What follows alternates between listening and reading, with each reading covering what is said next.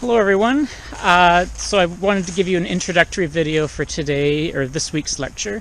I did get a question from a student about what they should include for their inventory of bird species at their site. And I know that some of you are going to have sites that you want to restore that don't look as natural as this. Some of your sites may just be completely bare of vegetation, and that's just fine. For the purpose of your inventory, I think it would be appropriate for you to maybe break down two different lists.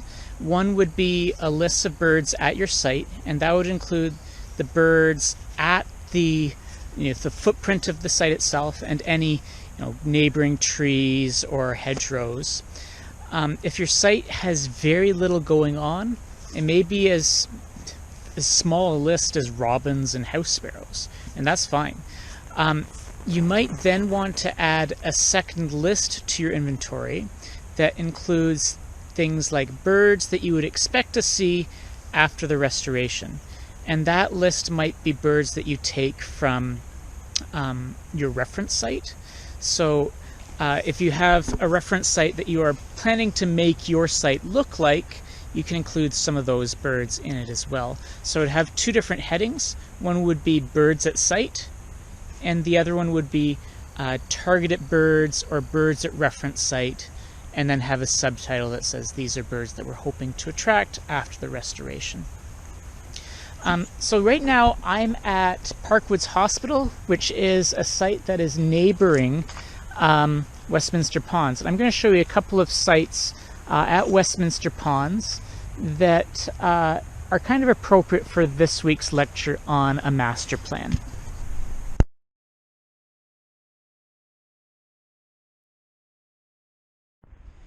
What we're looking at here is the Wellington building, which is at Parkwood Hospital in the south end of London near Westminster Ponds.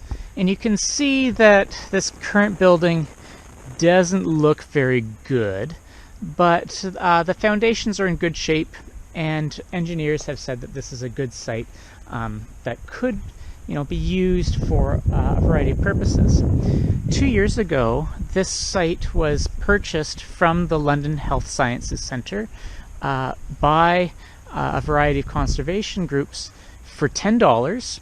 A total of 14 acres were purchased with the purpose of turning this into an environment and sustainability center for people to visit. So this will be sort of a centerpiece of Westminster Ponds. Some of you may have visited Westminster Ponds at some time during your career at Western. It's a site that's about 200 acres, which is about 1/3 the size of Central Park in New York.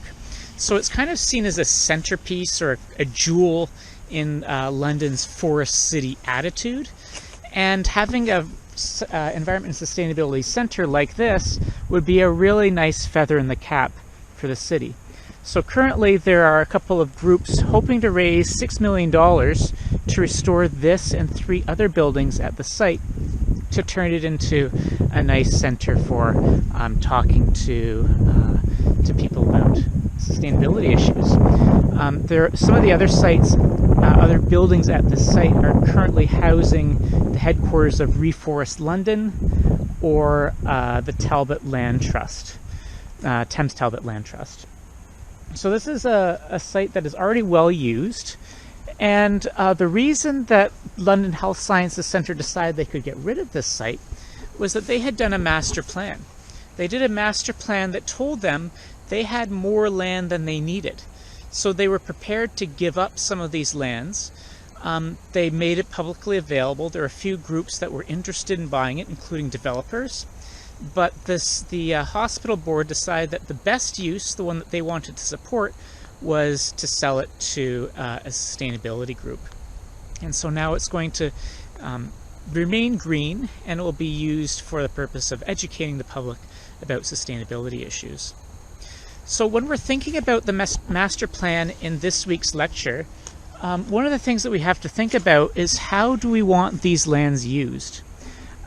The hospital decided that they did not want these lands to be converted to residential use, but they were prepared to have additional visitors to the site who might, might contribute parking or traffic issues to their hospital.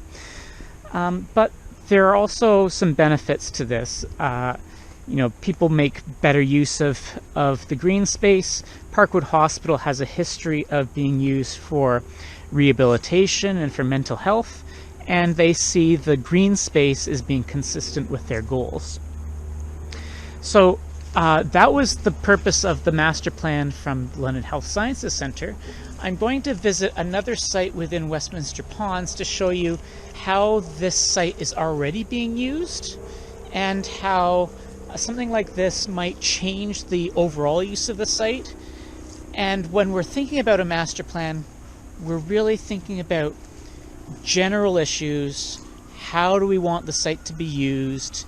Do we want there to be any infrastructure associated with the site that might contribute to different uses from what we're prepared to have?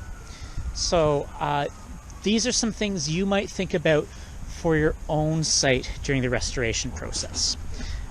So I'll stop here, and then next you'll see me closer to one of the ponds where I describe some of the infrastructure at this site. Now at the main site for the Westminster Ponds Welcome Centre. You can see it here. You probably have driven past this, or at least ridden past the Welcome Centre at some point.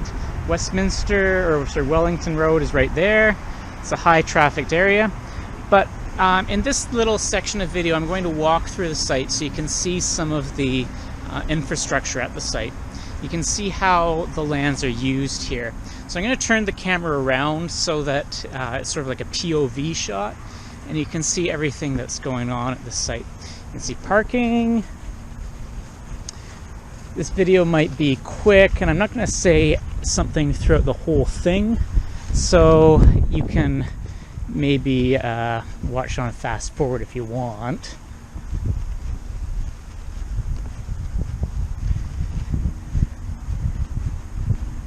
So the parking lot is pretty busy right now. It's a pretty well used site. This is a Monday afternoon, so it might be surprising at how busy the parking is right now. See, we have a paved path. There's a bird. I didn't get a good look at it as it went by, but you can bet I'm going to look for it later. There's another bird. What is it? Oh, focus, Tim, focus. We're going to show you the sites. I'll deal with that later. Okay, so we're coming up on one of the 3 large ponds at the site.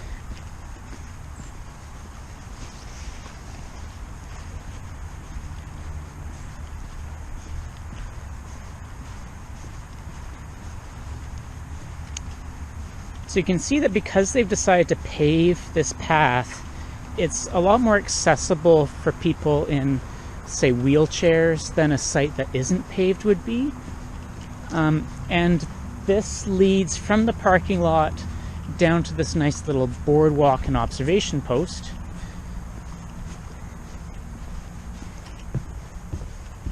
And from the observation post we can see this large pond. Way over there you can see the Wellington building that I was just visiting. This pond has grown in a little bit with vegetation since the beginning of summer. This site is sometimes used during the summer by kayakers or canoers. There are no motorboats allowed at this site. If you look at the water level, that water level is impossibly low for a boater right now. You might be able to see a couple of fish through the water. Those are, I think, bluegill sunfish. So yeah, this is a site that is used for a variety of purposes. They don't allow fishing on this pond, but there are fish in the pond. When you are thinking about restoring your site, you can think about how much recreational activity you want at your site. So I'll walk a little bit farther. I'll just show you the next boardwalk. You can see that by having paths, we're sort of encouraging users to stick to certain pathways, and that way they aren't walking off and disturbing potentially critical habitat for certain species, and they're unlikely to walk over the plants that we may want to protect.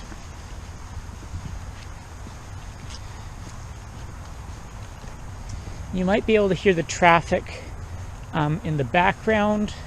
That's maybe 50 to 60 meters to our left as I walk on this pathway. So as part of a site plan, that's okay. Yeah, you can see that it's being used by a few people, and a few people up ahead as well.